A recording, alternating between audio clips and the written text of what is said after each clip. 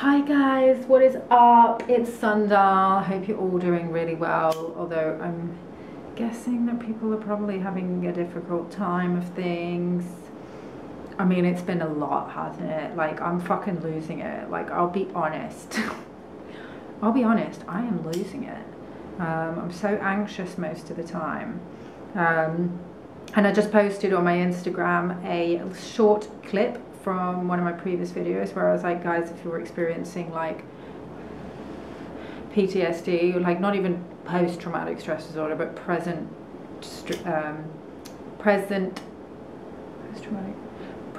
traumatic stress disorder because of the ongoing genocide that's happening right now, that's normal. It just shows that you're human and you have feelings. And there's so much I want to say, and I don't know if I'm going to be able to remember all the things I want to say and all the thoughts that are streaming through me right now. I hope I can remember and get everything into like a coherent order.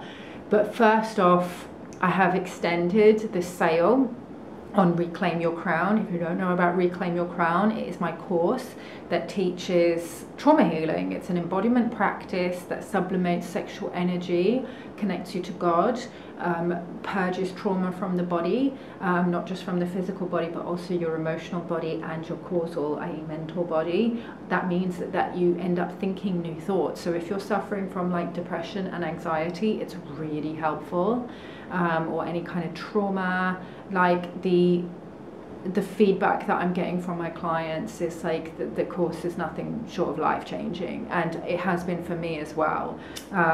So you can get 30% off for the next 7 days. I might keep extending, I don't know, I might keep extending it, but like for the time being it's going to expire in 7 days, so take that opportunity to get 30% off using the code TARIR30. I actually think it's a good idea that I guide you through some kriyas right now, because for me, I'm having a lot of issues with like just breathing. I actually started smoking during this, like a complete disclosure. I try to keep like a really healthy lifestyle. I'm vegan, I try to eat really healthy, but at times like this, when I'm just so stressed out and so anxious about the state of the world, and the fact that people are taking so long for us to just wake up, and I'm just bearing witness to so much evil, that I just sometimes get like this, it's like a, I don't know, just something in this area. It's grief, actually. A lot of it is grief. So yeah, and then like constriction of the throat.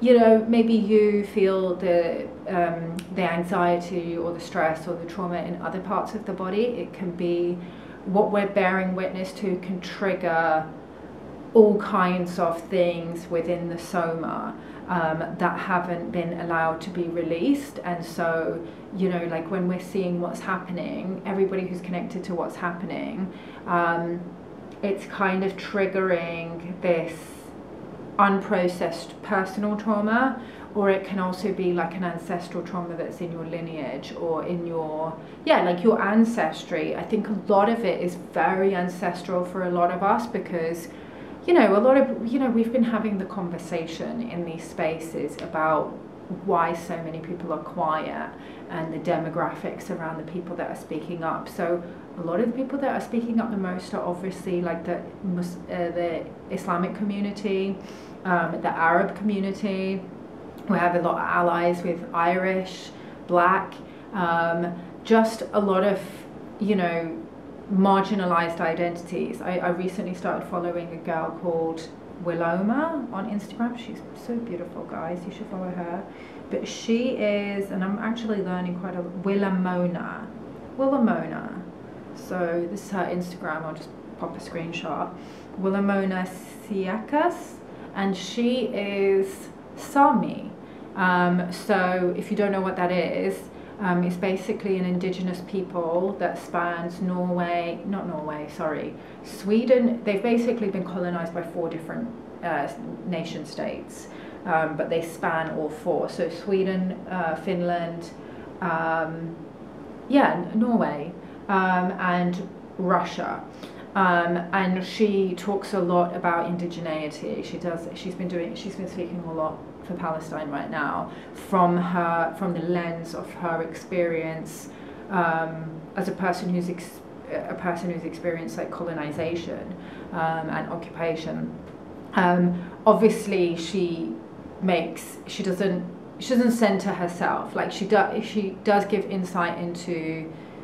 You just follow her, okay? I'm not going to go too much into it. I really appreciate her content, but yeah, it's interesting because it's triggering a lot of ancestral trauma for people that have experienced some kind of colonization, people of colonized identities, and people who had already done the work of decolonizing their mindset already. So they can see past the media propaganda and lies.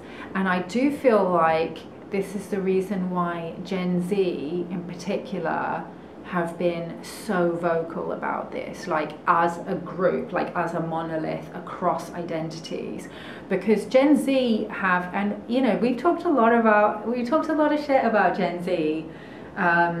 You know, as a millennial, I'm not just a millennial, I'm an older millennial. Like I'm nearly 40 now, I'm 38 years old. So I'm like at the top end of being a millennial. I'm actually straddling Gen X. I'm like a young Gen Xer, older millennial. And so we were a bit like, oh, Gen Z are very easy to trigger. Like they have so many mental health issues. They don't seem to be very resilient. They're very like hard left. Yeah, and just, you know, getting into like oppression Olympics and things like that. So obviously they're going to be the first one that to be like, you know, somebody said it really, who was it? Nicole Arbour. She was just like, this is the generation that takes being called the wrong pronouns as a hate crime. So obviously you can't go around just killing people and labeling them all terrorists and committing genocide on their watch and expect that they're going to let you get away with it. And Gen Z are very skeptical of the news, the mainstream corporate media. They don't take things at face value. They can see the legacy of colonization and empire and imperialism that they're now being left to clean up with.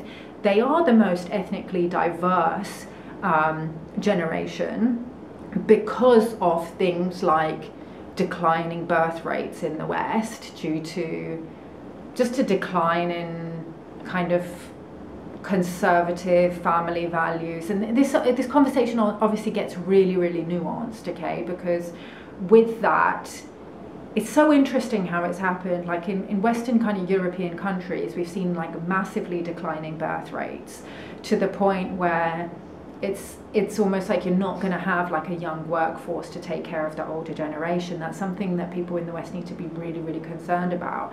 And most of it does come from the destruction of the family template. So it's interesting when like racist boomers in like the US or in European countries will be like, oh, look at all these migrants, they're gonna destroy our culture with their different cultural ideals. I'm like, y'all have been destroying your own culture all by yourself. Like those people are being brought in for multiple reasons, like partly because they're refugees from countries that have been bombed by you know, and illegally invaded, occupied by European or like the global north countries, right? So that there's the remnants of that.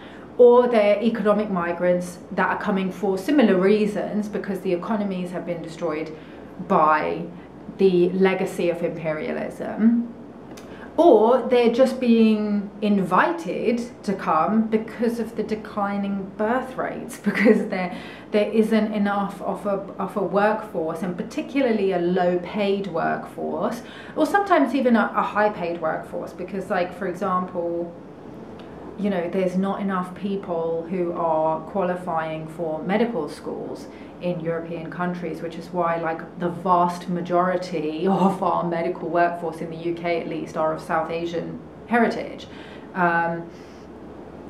Just because of those cultural ideals that they, you know, in the global South, they will have children, they will, you know, prioritize getting those children an education, those children getting ahead in life.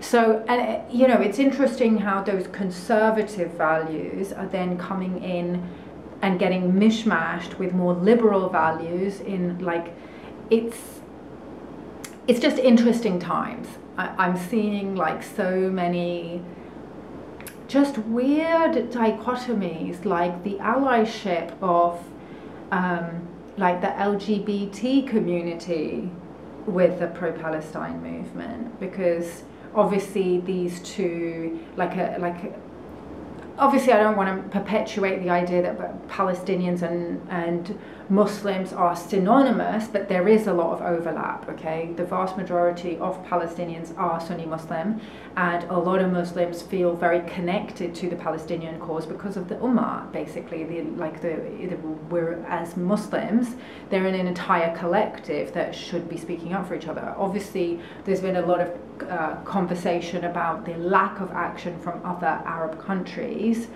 not just in taking refugees, okay, we'll talk about that in a second, but the Arab leaders in failing to act, with the exception of Yemen. Obviously the Yemen Houthis have been acting and have been, you know, have been taking action in the form of military resistance and hijacked a couple of the, you know, cargo ships bringing most probably like arms, munitions, but maybe even just military supplies or whatever into Israel. So if you missed those videos, have a look on YouTube, okay? You'll see the Houthis basically hijacking the ships, which I thought was amazing. I mean, obviously the Western corporate media will spin it like this is piracy and this is terrorism. It's just like, actually, no, it's not. The Houthis, Yemen controls that region, so it controls that part of the ocean that you're passing through. They control that region, okay? They have jurisdiction over that region, so they're perfectly entitled to check what you're bringing in through that region, particularly when there's now risk that there will be an entire regional war. I mean, we know, and we've been saying this for years, I've been saying this for years, okay, and I was told I'm spreading anti-Semitic conspiracy theories for saying this, but Likud and the Netanyahu regime have been wanting to expand Israel, this is called the Greater Israel Project, right, into Egypt, into Jordan, and into Syria, okay? And they're not hiding this, okay? They're now making it very obvious and very clear that this is exactly what their plan is, okay? This is not a conspiracy theory. But of course, a few years ago, 5-6 years ago, it was, you know, because it wasn't so mainstream, it was considered a conspiracy theory, but it wasn't. It's not a conspiracy theory. It's what they've been wanting to do for a long time. So everybody needs to be concerned about this, because it will initiate a regional war, and it could even turn into something bigger if it's allowed to become bigger. So yeah, like anybody that's been like examining you know, the various media articles that are coming out with the way that they're trying to brand the Palestinians as Amalek and quoting passages from the Bible, basically threatening that they're going to wipe out every man, woman and child, and still getting away with it, is just insane to me. Like, how is this much genocidal crazy being allowed to run rampant unchecked? You know, like, and it's like one of my Palestinian friends said, who should all go follow, his name's Mazen, Mazen Abrasor. He's a very, very talented fashion photographer who's shot for like Vogue India and, you know, multiple other Condé Nast publications. but he was like, it's like evil has completely taken over the world. And I'm just like, yeah, dude, like, I don't know how you're, like, for him as a Palestinian, I don't, like, I'm not Palestinian, but I think a lot of us do really, really connect to the Palestinian cause, because we're just like, if they can treat those people like that, well, firstly, we're just human. Like, it's not even like those people, or I'm these people, or that, like, I'm just a human being, and if you can treat a certain group of human beings like that, what you're going to do to us, not even what you're going to do to us, but we're not going to let you get away with treating a group of human beings like that. And I do want to add on to that, we should also be turning our attention as well. It's hard with all the crazy that's being revealed in the Middle East right now. It's hard to make space for other things. Like, I haven't even been able to make space for like doing sessions with clients and stuff like that. Or even just finishing my webinar. Like, I will apologize, it's nearly ready. I'm just getting the slides ready, and hopefully I'll have a link in the description where you can sign up. If not, make sure you're following me on Instagram, and I will announce when it's ready, okay? Just because I've been wanting to push out content like 5 times a day. So we do need to be turning our attention to what's happening in Congo and Sudan as well, because those things are connected to what's happening in occupied Palestine. And I'll talk more in the future once I've really dug into it, exactly how those are connected. But I will just say for now, and I'll explain and expand upon this more in the webinar, those are particular bloodlines that they are targeting, okay? The Palestinians are a particular bloodline. Same with the Congolese, same with the Sudanese, okay? Obviously there are massive resources. So just on the surface level, I'm not saying, you know, I don't like it when spiritual people try and make it like some deeper esoteric reason, okay? It's enough that there's billions of oil and gas reserves under Gaza, and also Gaza is right in the pathway of the Ben Gurion Canal, okay? So the Ben Gurion Canal is basically going to rival the Suez Canal. Right now, Egypt controls the Suez Canal, and Egypt uses the Suez Canal as leverage over Israel and tries to get it to, like, you know, just to try, I don't want to say control Israel, it will use it to try and hold Israel accountable to some of their legal obligations under international law and their treatment of the Palestinians, okay? It's not about control, it's more about like holding somebody accountable to their obligations, because if you've studied the history of everything that's happened since the creation of Israel, since 1948, or even going back as far as the Balfour Declaration, they have violated every single agreement and treaty and just continue to act with impunity. So in order to avoid this, they've been wanting to build the Ben Gurion Canal, okay, which goes through Israel and goes through the Gaza Strip. And this is going to make them billions, okay, and they've got obviously a lot of international investment as well from other actors, okay, mostly the US, but I'm guessing probably also other Middle Eastern countries who've started normalizing relations with Israel, which I think is just a massive betrayal of the Palestinian people. Like, how can you normalize relations with an apartheid state? That's complete flagrant disrespect for international law, okay? When a country is committing apartheid, you are legally obligated to act upon that state to get them to stop illegally, belligerently occupying people, not normalize relations with them. Okay, and this is another thing. I said this on Instagram. If you're not following me on Instagram, please make sure that you're following me on Instagram, because I'm way more active on there, and I'm now posting short form content as well, as often as possible. And you know, I've also, like, when I've done like live healings and stuff, I've done them live on Instagram. So go there if you want to check out any of my like live healings that I did. But everybody's saying Israel has the right to defend itself. Israel does not actually, under international law, have the right to defend itself as an occupying power, okay? According to the International Court of Justice ruling in 2004, as a belligerent occupier, they do not have the right to defend themselves against a people that they are occupying. Those people, the Palestinians, have the right to return to the land that was stolen from them according to various UN charters. They have the right to self-determination, and they have the right to armed resistance. So they do have the right to fight back militarily, okay? Israel only has the right to its own security and safety and protection up to its own borders, okay, which are the 1967 borders, not the illegally occupied territories in the West Bank, for example. So that's that, okay? Not saying that the Palestinians or Hamas or Qassam brigades have the right to target civilians, okay? I'm not saying that, okay? Don't get it twisted with what I'm saying. Nobody has the right under international law to target civilians.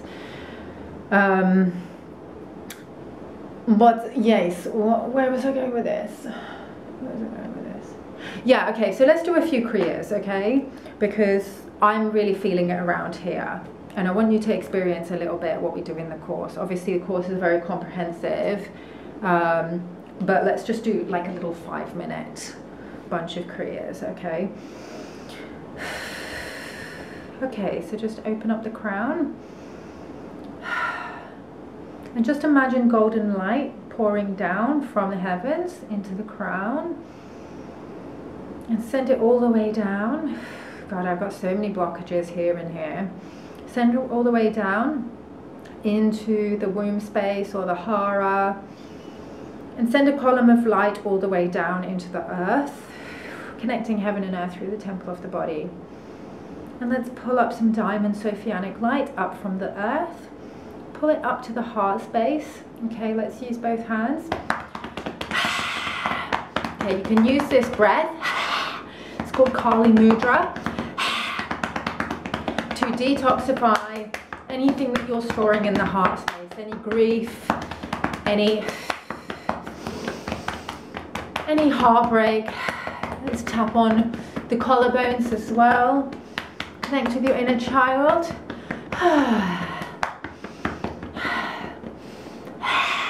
Fingers in this, just in the clavicles there.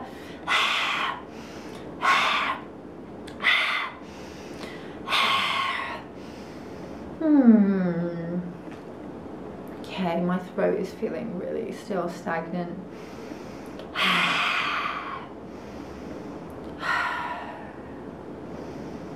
Okay, so let's take both thumbs, let's press them into the inner corners of the eye.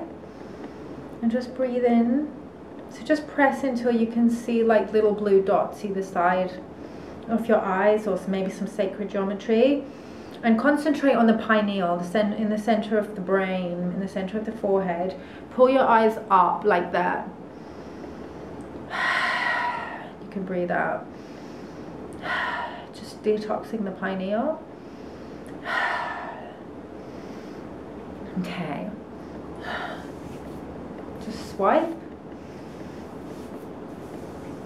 Okay, releasing any blocks to receiving. Just clap. Clap your hands. And down the right side, releasing any blocks to giving. Okay, so just hold both hands open. Let's pull in some cosmic energy from the left hand into the heart space. Feel the heart center just spinning, and send it out. And put your hand down, send it into the earth. Okay, just connecting heaven and earth through the temple of the body. Okay, I feel a lot lighter, a lot better. That's just a very, very small sample of what we do, okay? We go in depth and we work all the way up the body and all the way down the body, and you know, open up all the energy channels and get prana moving through the body. You'll start to feel really, really in tune. It opens up a lot of spiritual gifts as well.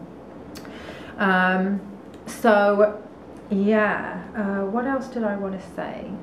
Yeah, so we're currently undergoing, like,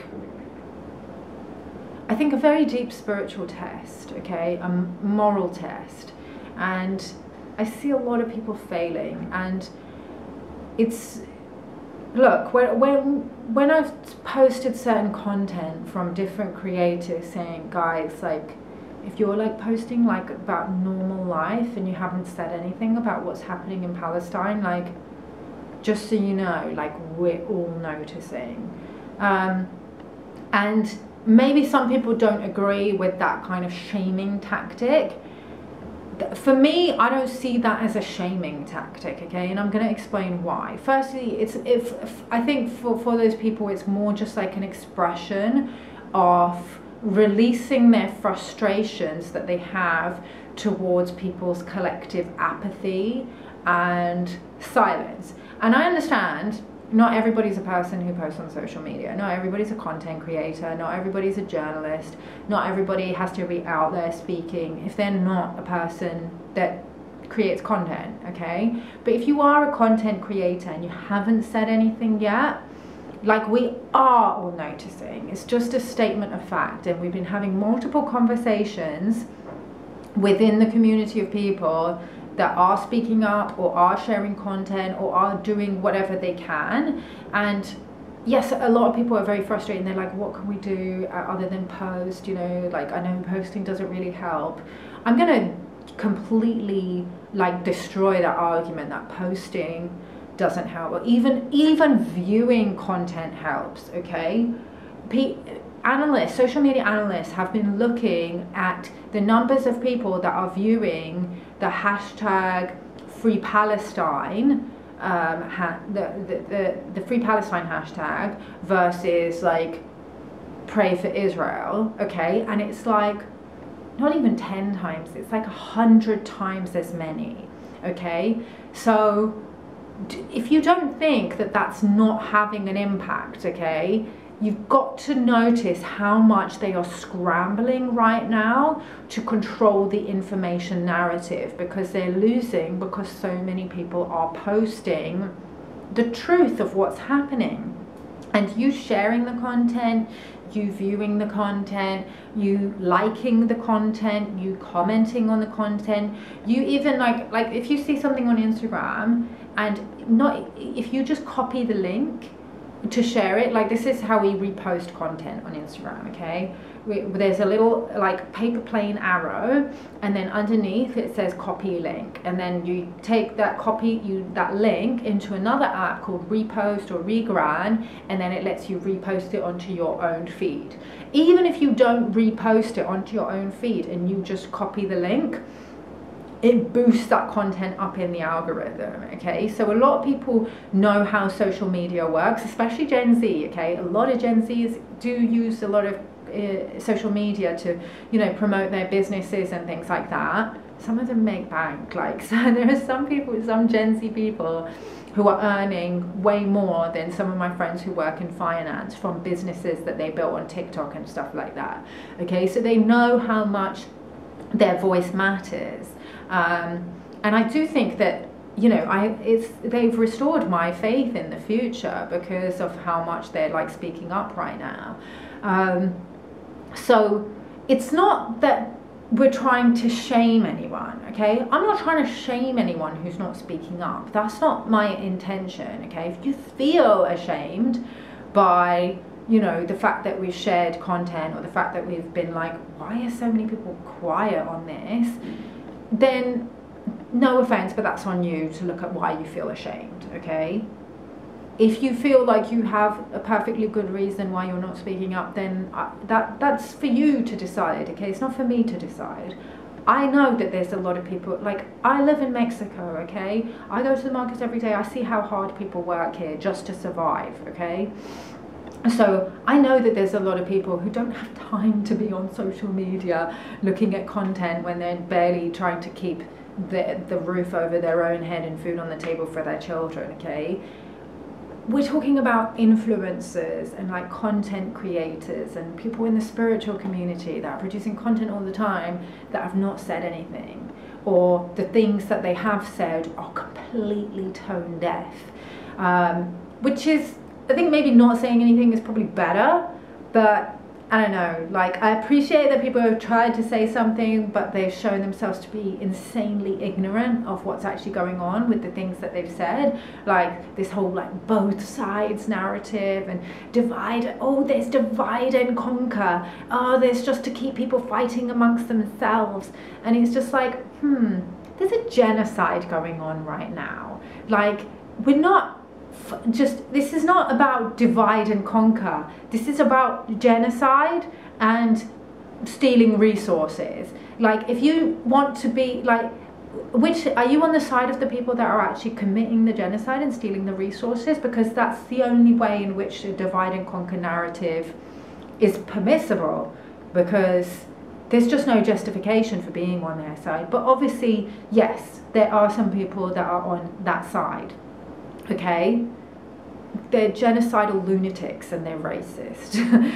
Like, that's the wrong side to be on. I'm sorry, but it just is. Like, I find it insane that I even need to say this because it's so plainly obvious. But yeah, I guess maybe that's why some people haven't said anything, because if they did, then they would show themselves to be on the wrong side, and they know that history it's not going to look too favorably on that. So for their own protection, they're keeping quiet, which I think is probably a good idea. But we know that, like, those of us who are like speaking up about this, like, we know that. So, and we know that that might be why a lot of people are being silent, because they're siding with the people who are committing the genocide, and that's why we're really uncomfortable with the silence, because we're like, oh, so maybe you support genocide? Like, that's what it's looking like. So for me, I'm just saying those things because if you're not one of those people and you are somebody who posts and creates content, like, that's what it's looking like, okay?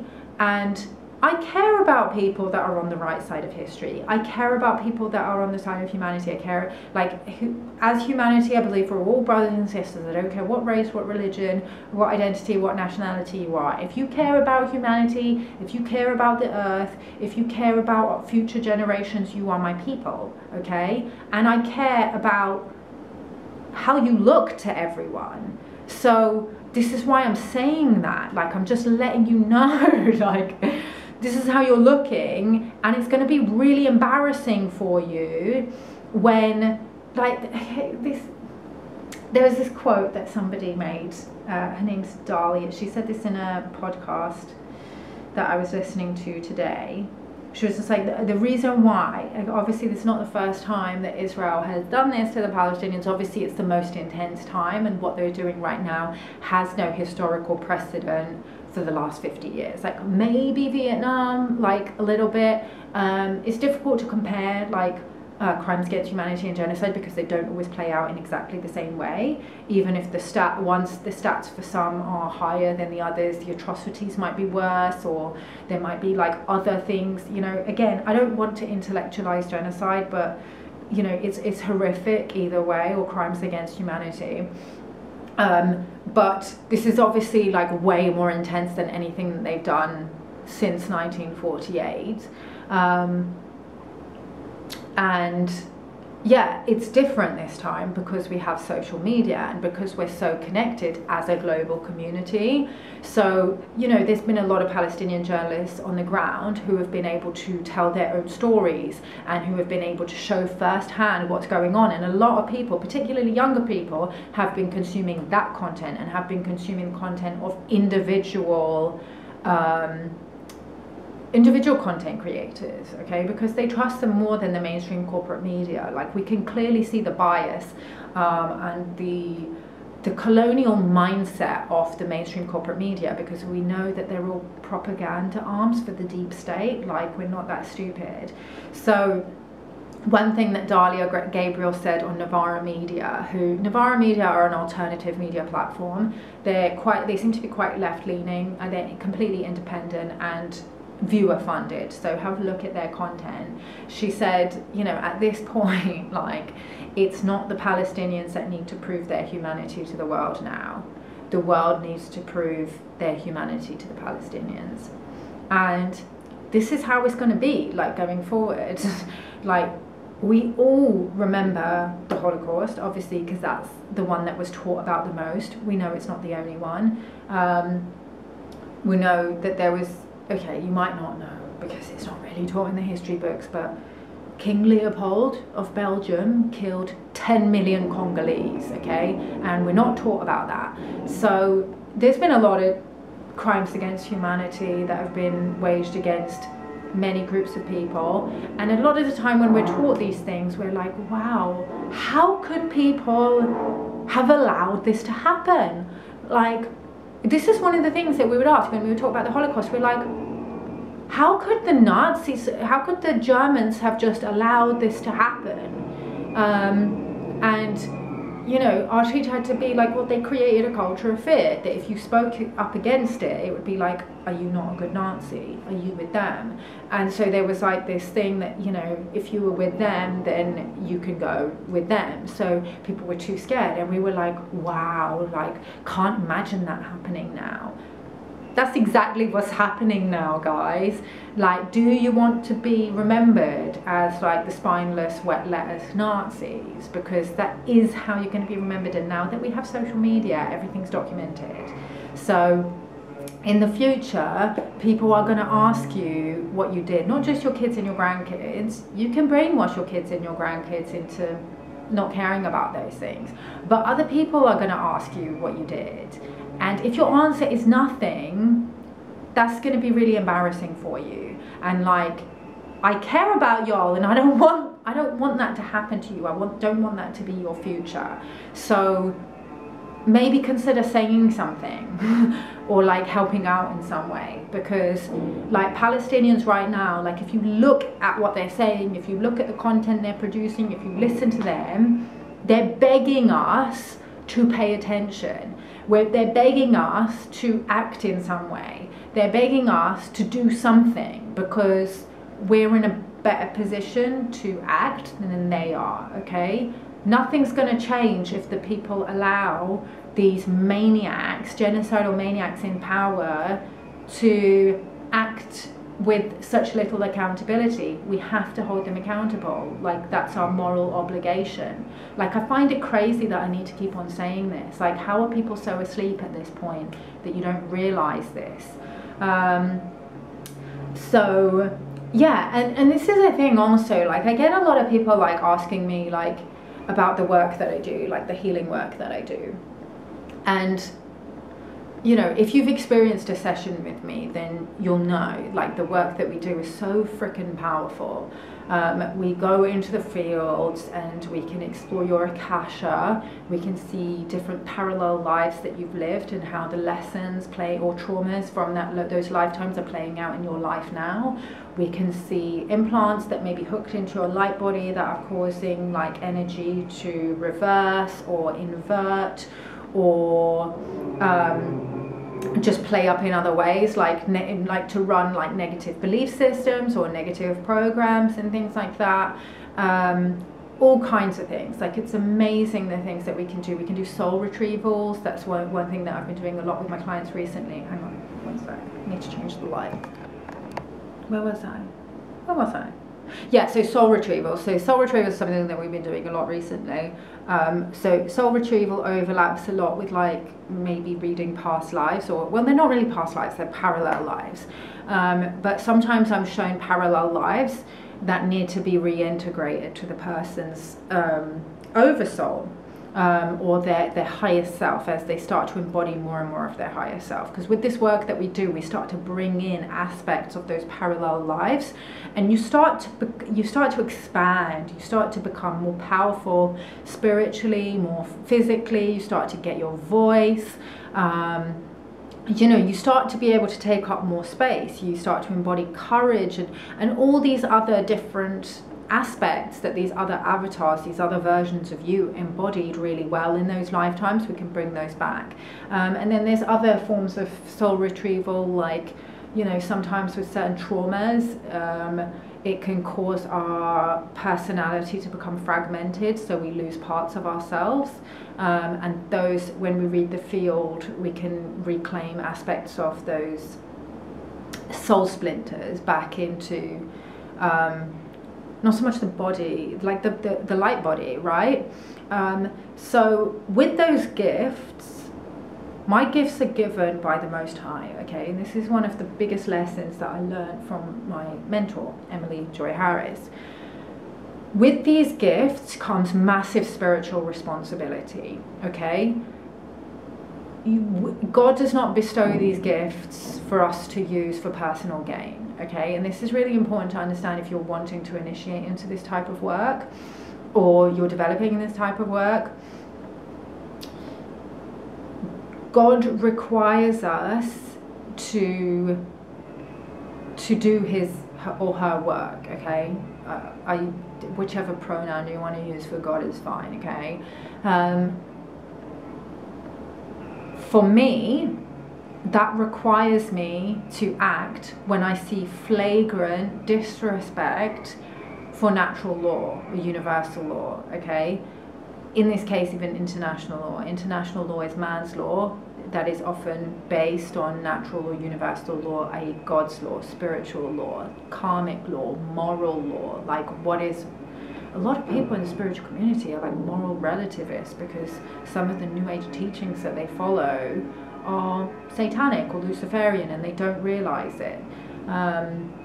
Because Satanism doesn't present itself as being evil at first, otherwise nobody would ever be tempted, okay? If you go and read any of the ancient scriptures, okay, I'm not just talking about the Bible or Abrahamic texts, okay, the evil one, the Antichrist, demons, whatever like negative spiritual forces will come to you by tempting you. They will offer you like earthly delights, earthly pleasures, earthly wins, okay? Doing what God requires of you may not give you as much earthly wins, okay? In speaking up for Palestine, usually I make like 3 or 4 pieces of content post on Instagram a week, and the rest of the time I'm studying. I have to do a lot of study to be able to do the work that I do. And I'm doing sessions, or I'm building my website, or, you know, doing business related stuff, and I don't have time to be constantly posting on Instagram.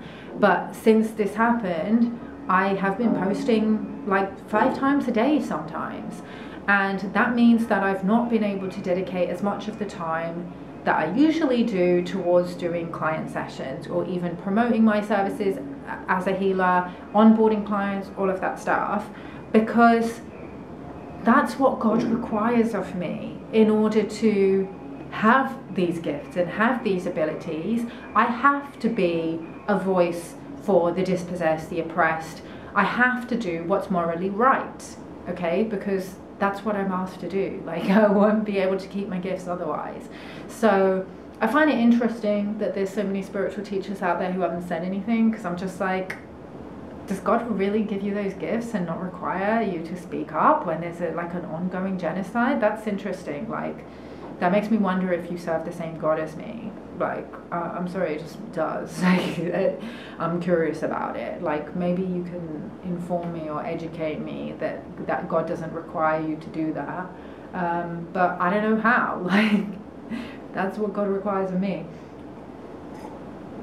And look, I understand people have different obligations and things like that, okay? I'm not saying that people should neglect their children, looking after their children, or people that are dependent on them, or shouldn't pay their rent or their mortgage or whatever. Those things absolutely need to be taken care of first and foremost, okay? I'm just sharing my experience and my contract that I have with my Creator. So yeah, like the future has always been with, like, when we talk about the right side of history, the future does always side with morality, okay? It just always has.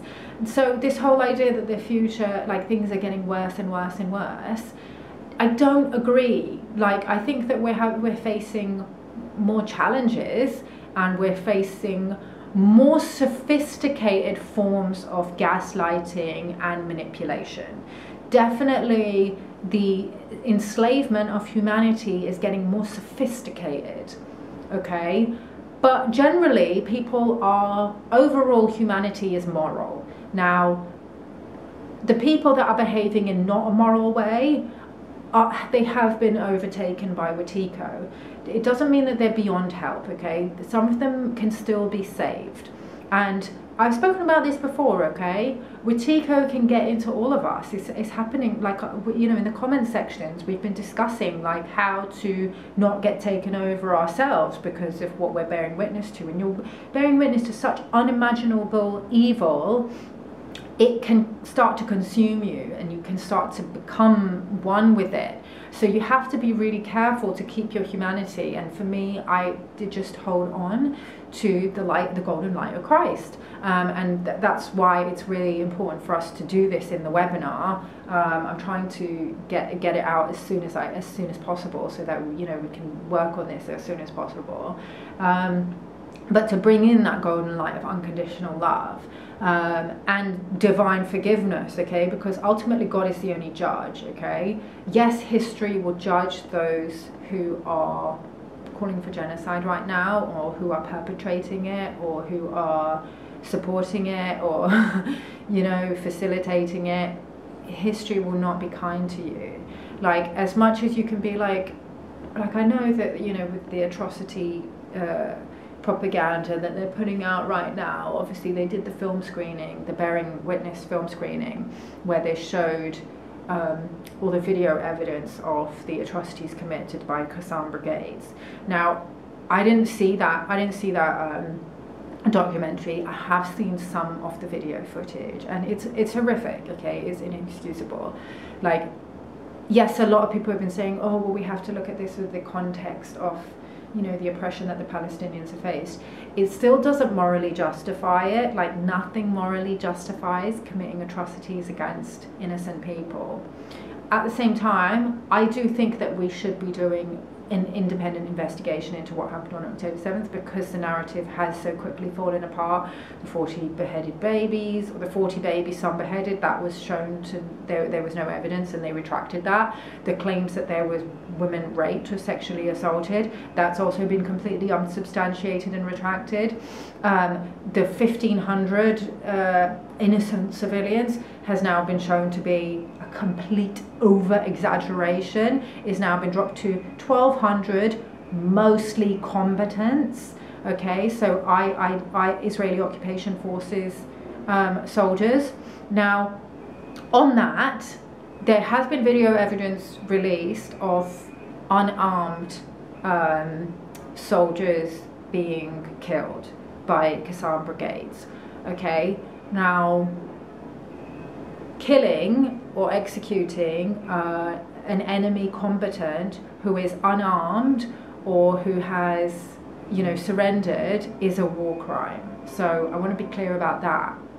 At the same time, if we're talking about war crimes, Israel has continues to commit war crimes every single day, like 10 times, 100 times, 1,000 times more than Qassam brigades. Okay, they did not respect the truce at all. They were firing at innocent civilians who were trying to flee during the truce. They were shooting them in the legs. They were targeting people in the West Bank where there's no Hamas. So if we want to talk about war crimes, we need to be consistent, and Israel is definitely guilty of many, many more egregious war crimes than Qassam brigades. Okay, so if we want to talk about who is a terrorist organization, it's quite obvious. And when I say Israel or the Israeli occupation forces are a terrorist organization, I don't just say that because of them fitting the actual definition of what a terrorist organization is, but also because of their actual history as a terrorist organization. I mean, the Israeli occupation forces was formed of 3 terrorist organizations: Lehi, Haganah, and what was the other one? Lehi, Haganah, and Irgun. Okay, 3 separate Jewish Zionist-backed terrorist organizations. You know, in the 1930s, it was very prolific. Terrorism was not associated with Islam, okay? Terrorism was so associated with not necessarily Judaism, but yes, Judaism, Zionism particularly, okay? And they bombed the Jerusalem building? Let me look it up. They basically started bombing a bunch of British owned buildings, or it might have just been the King David Hotel. Well, there's a list right here on Wikipedia. There's a list of Irgun attacks. Wow. The militant Zionist group Irgun, they're a terrorist organization, just call it what it is. Irgun was described as a terrorist organization by the New York Times. And when they did the King David Hotel bombing? I can't find it exactly, and I can't remember off the top of my head, but one of the main leaders who were responsible for the bombing of the King David Hotel in Jerusalem later became the Prime Minister of Israel. So, and there was another meme that I shared saying that the KKK, let me pull this up. The KKK was founded in 1865. The United States has had 157 years to register it as a terrorist organization and hasn't. Instead, it's a tax-exempt religious organization. I'm not at all interested in white people's definition of terrorism.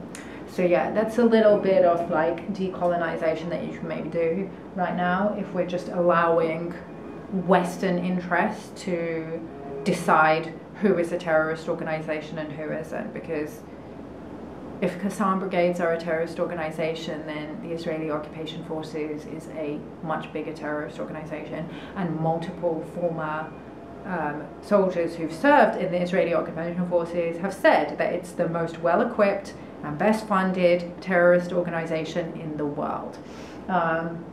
So yeah, there's so many other things that I can say on this. It's just, but I'm glad that there's so much crazy, genocidal crazy that's being so brazen right now and saying the quiet part out loud, because we can finally talk about it, okay? Because before I was just like, it's kind of fucked up what they're doing to the Palestinians. Like, how is that still happening in like modern day and we're not allowed to criticize it? But now, I'm sorry, but like, you're not gonna stop us from criticizing it. And none of the people that are supporting this, none of your comments are gonna age well. Like, you're gonna look back at this and be really, really embarrassed. Maybe even from a prison cell. So, yeah. Oh yeah, and one thing I forgot to mention on the whole history will be on the side of the Palestinians is when we look back at history and we remember slavery, for example, the transatlantic slave trade, and the massive fight for abolition, nobody remembers the instances where the slaves revolted and got together and killed the slave masters. There was even, and Norman Finkelstein gave this example where there was a particular slave revolt. I can't remember the exact name of it, but if you listen to any of Norman Finkelstein's podcasts and interviews on the subject of Israel-Palestine, he gives this example. There was a particularly violent slave rebellion where they went and killed a bunch of white people, including women and children. And at the time, the white abolitionists who were sympathetic to the fight for racial justice and the ending of slavery were asked to condemn the attacks. And not only did they not condemn the attacks, they even said, "We fucking told you so. What did you think was going to happen?" And the fact that we look back on slavery, and not just slavery, but the entire system that was created to support and justify the system of racism, with just horror and shame, that you know, people's ancestors were even involved in something like that. And we don't remember things like that. We don't remember, people don't even really think too much about the Haitian Revolution, or if they do, the Haitian Revolution, they were just like, well, good, like, of course, like, and again, like, I'm not condoning what they did. It's just, I'm just making a point about how history is going to look back on this time. We all remember that scene from Django Unchained, okay? If you've seen that film, you know what I mean, okay? Think about how history is going to look back on this time, and remember that everything is recorded. Like, nowadays, everything is recorded digitally, but even in spite of that, everything is recorded into the earth even. Like, you know, with so many humans being able to open up the fields and channel the history of the earth, everything is recorded. So how you act now and who you support and what you support are going to be remembered. That's it. So don't forget, guys, that discount code is valid for the next 7 days. Thanks so much for watching. I'll love you and leave you. See you in the next video. Peace out. One love.